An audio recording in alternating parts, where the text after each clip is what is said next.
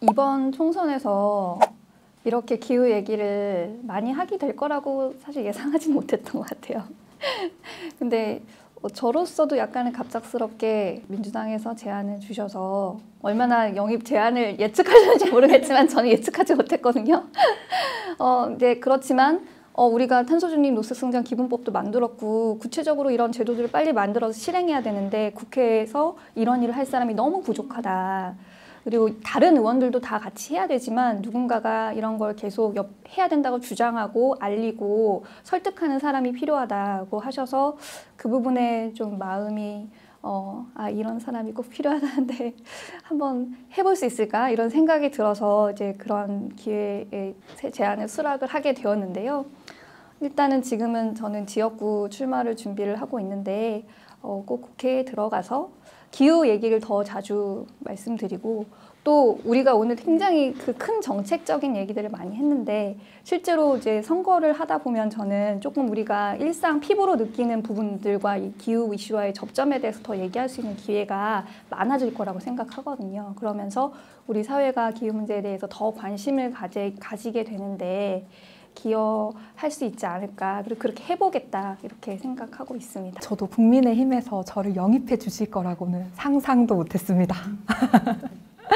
기후 환경에 대해서 관심을 가지고 계시고 또 이 의제가 중요하다는 건 알고 계시지만 얼마나 중요한지 또 디테일하게 어떻게 해야 할지 얼마나 앞으로 내세워야 할지에 대한 고민이 있으셨던 걸로 이해하고 있습니다.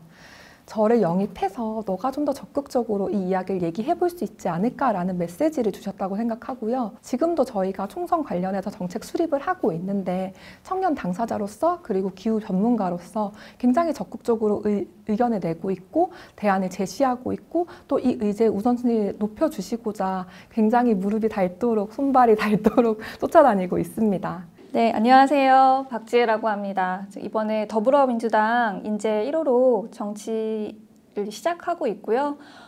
기후변화 문제 해결 위해서 꾸준히 활동해온 변호사이고 기업에서도 환경경영 담당자로 일했었습니다. 반갑습니다. 안녕하세요. 국민의힘 에너지 기후 영입인재 정혜림입니다. 국책연구소에서 국가 기후변화 기술 개발 전략을 수립하였고요. 이후 기업의 경제연구소에서 산업 전환 전략을 연구해왔습니다. 기후총선을 만들고 기후국회를 만들기 위해서 처음으로 정치에 도전하게 되었습니다. 잘 부탁드립니다. 처음 어떤 일을 할까 이런 고민을 하던 청소년 시절부터 보람 있는 일을 하고 싶다 이런 생각을 하면서 이렇게 보고 있었는데 환경을 지키고 보호하고 그러면서도 또 우리가 하고 싶은 그런 경제를 발전시킨다든지 나의 어떤 기술을 늘린다든지 이런 류의 이제 일을 할 수 있는 일을 찾다가 환경 경영에 관심을 갖게 된 게 이제 환경 일을 하게 된 계기이기도 하고 또 이 일을 운동으로서 계속 하게 된 시발점이었던 것 같습니다. 그렇게 시작해 왔고요. 그 일을 하면서 이제 석탄발전소 취소 소송 이런 걸 하게 된 것이 계기가 되어서 기후 문제 쪽으로 조금 더 집중해서 활동을 하게 됐습니다. 저는 유엔의 첫 기후협약인 UNFCCC와 동갑이 1992년생입니다. 저희는 초등학생 때부터 북극곰의 눈물, 녹고 있는 남극, 북극의 빙하 이런 걸 계속 경험을 했던 세대여서 자연스럽게 기후변화에 관심을 가지게 된 세대인 것 같습니다. 제가 국민의힘을 선택했다고 했을 때도 왜 민주당에 가지 않았냐 이런 질문을 굉장히 많이 받았거든요. 저는 이게 명백하게 경제성장 의제라고 생각합니다. 이 의제가 필요하다라고 얘기하는 건 조금 더 진보정당의 의제에 가까울 수 있다고 생각을 했고 이걸 정말 현실로 만들어가고 기술 발전과 산업 발전을 이야기하는 것은 조금 더 보수정당의 역할이고 잘 할 수 있는 부분이지 않을까라고 생각을 했고요. 그 과정에서 또 우려되는 많은 부작용이라든지 사회적 약자에 대한 이야기를 조금 더 적극적으로 진보 정당에서 해줄 수 있지 않을까라고 생각을 했습니다. 그렇기 때문에 저는 기술 발전 그리고 산업 전환이라는 관점에서 당연히 제가 보수 정당을 선택해야 된다고 생각을 했습니다. 우리나라에서 기후 정책이 최근에 많이 화두가 되어서 관심을 더 많이 받고 있지만 말씀하신 대로 92년에 기후변화 협약이 만들어지고 이런 글로벌 합의가 있으면서 우리나라도 2009년에 일찍이 온실가스 감축 목표를 가지고 있던 나라예요. 2020년 감축 목표를 만들었었는데요. 지금 23년이잖아요. 근데 그 목표를 1억 톤 이상 초과해서 배출한 그런 상황입니다. 그래서 목표를 세우는 것은 이미 또 많이 하기도 했고 이 목표를 이행하기 위한 구체적인 조치들이 필요하다라고 생각을 하고요. 답은 어찌 보면 굉장히 나와 있어요. 뭐 아시겠지만 IEA나 그런 재생에너지 기구 같은 데서 나오는 보고서들을 보게 되면은 에너지 효율을 높이고 또 전기화를 하고 재생에너지로 바꾸고 이런 것만 하더라도 우리가 1.5도 목표를 지키기 위해서 필요한 감축의 70% 이상을 달성할 수 있다. 이렇게 나와 있거든요. 그렇게 나와 있는 해법들을 빨리 구체적으로 법과 제도를 통해서 현장에서 이루어질 수 있도록 하는 후속적인 조치들이 빨리 이루어져야 한다고 생각합니다. 2050년 탄소 중립이라는 목표가 정해져 있기 때문에 모든 옵션을 동원해서 탄소를 줄일 수 있는 방법을 이행하고 실행해야 된다고 생각합니다. 지금 정부에서 추진하고 있는 무탄소 이니셔티브가 있는데요. 사실 탄소 배출이 줄어들어야 된다. 탄소가 배출이 안 되는 에너지를 사용해야 된다는 것은 이미 명백하기 때문에 재생에너지를 포함해서 원전, 모든 옵션을 다 동원해서 탄소를 배출하지 않는 전원으로 전환이 되어야 된다라고 명확히 생각하고 있습니다. 네, 삼척 같은 것이 대표적으로 기후 정책이 있지만 에너지 정책이 빨리 조정되지 않았기 때문에 나타난 현상이긴 합니다. 그 발전소가 인허가가 된 게 2013년이거든요. 근데 아까 말씀드린 것처럼 그때도 이미 2020년 감축 목표는 정해져 있었어요. 근데 13년에 석탄 발전소를 전국적으로 대거 인허가를 했거든요. 그래서 그때 이제 막 그 정책적인 대안으로 생각했던 것이 이런 에너지 정책의 밑그림을 짜는 데 있어서 기후 정책이 좀 구속력 있게 반영이 되어야 된다. 이런 문제 제기가 계속 이루어졌고 지금은 사실 전력수급 기본계획을 통해서 그런 결정이 이루어지는데 그때 기후 목표를 꼭 지켜야 된다. 온실가스 감축 목표를 준수해야 한다는 것이 전기사업법에 들어가 있어요. 그리고 전략환경영향평가도 하고 있고요. 기존에 우리가 생각했던 공급 안정성이나 경제성도 굉장히 중요하지만 온실가스 감축 목표를 지킬 수 있는 계획이냐 이런 것에 대한 평가가 더 강화되어야 된다고 생각을 하고 그런 제도적인 보완이 좀 이루어졌지만 앞으로 더 촘촘하게 되어야 될 것으로 생각을 합니다.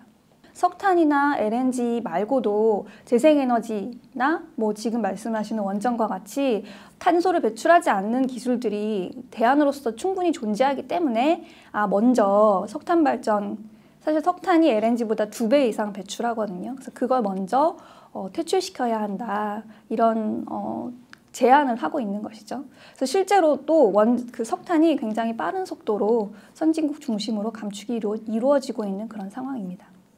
저도 석탄 발전을 줄여야 된다는데 굉장히 동의를 하고 사실 이 부분은 말씀하셨던 것처럼 어느 정도 여야가 합의된 사안입니다.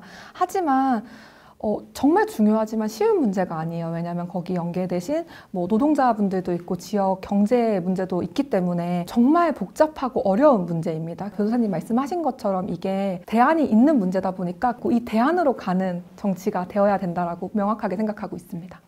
일단 뭐 전 세계적으로는 트렌드를 보면요. 지금 원래 석탄, 원전, 가스, 석유 이런 순서였는데 재생에너지가 급격하게 이제 증가하면서 작년에는 석탄, 재생에너지, 원전, 가스 이런 순으로 바뀌었더라고요.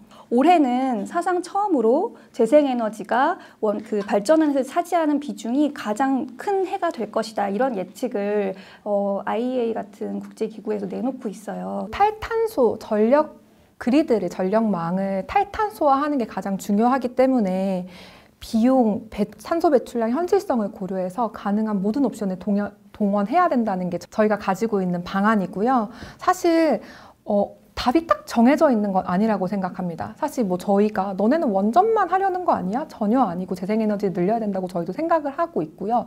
그런데 재생에너지만 늘릴 수가 있느냐? 우리의 지금 그게 현실이고 비용이 감당이 가능하느냐 했을 때 의문사항, 우려되는 사항이 너무 많다는 거거든요. 그렇기 때문에 그리고 뭐 이제 많이 고려했던 수소 같은 경우에도 수소를 수입해서 얼마나 할 수 있을까 우려되는 사항이 분명히 많이 있습니다. 여러 가지 이해관계를 고려해서 더 넓게 더 많은 옵션을 고려해야 된다라는 것이 저희가 가지고 있는 당론입니다. 사실 이렇게 정권이 바뀔 때마다 정책 기조가 바뀌는 현상을 막기 위해서는 사실은 제도와 법으로 뭐 박아놓고 제도로 실현될 수 있도록 하는 게 제일 중요할 것 같고요. 또 조직적인 측면에서 지금 탄소중립 녹색성장위원회라는 별도의 전문 기구를 만들었잖아요.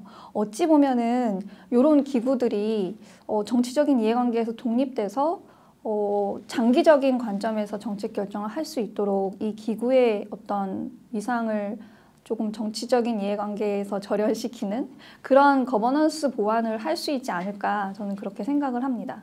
거기에 대해서 조금 더 이제 이념적이라든지 아니면 내가 옳다고 생각하는 것만 고수할 것이 아니라 조금 더 열린 디스커션을 하고 서로 옳다고 생각하는 방향에 대해서는 꼭 합의가 되어서 이번에 분산에너지 활성화 특별법처럼 계속 앞으로 나아가는 것을 보여줘야 된다고 생각합니다. 저희 민주당에도 이렇게 뭐 기후나 환경에 애정이 있는 또 청년이신 분이 또 우리 당에 들어와서 더 활동했으면 좋겠다고 생각하고 있었는데 국민의힘에서 이렇게 또 영입해 주셔가지고 어쨌든 이 이슈는 뭐 여야 관계없이 합의해서 추진할 수 있는 이슈라고 생각을 하고 그런 공통점을 찾는데 많이 같이 노력했으면 좋겠습니다. 야당에서 기후 전문가분들을 많이 기용해 주시는 것도 저도 굉장히 기대하고 있었고 특히 1호로 상징성 있게 변호사님이 오셨다는 거에 대해서도 저도 굉장히 좀 제가 속한 당은 아니지만 너무 보기 좋다 그리고 좀 의미가 있었다라고 생각을 했습니다.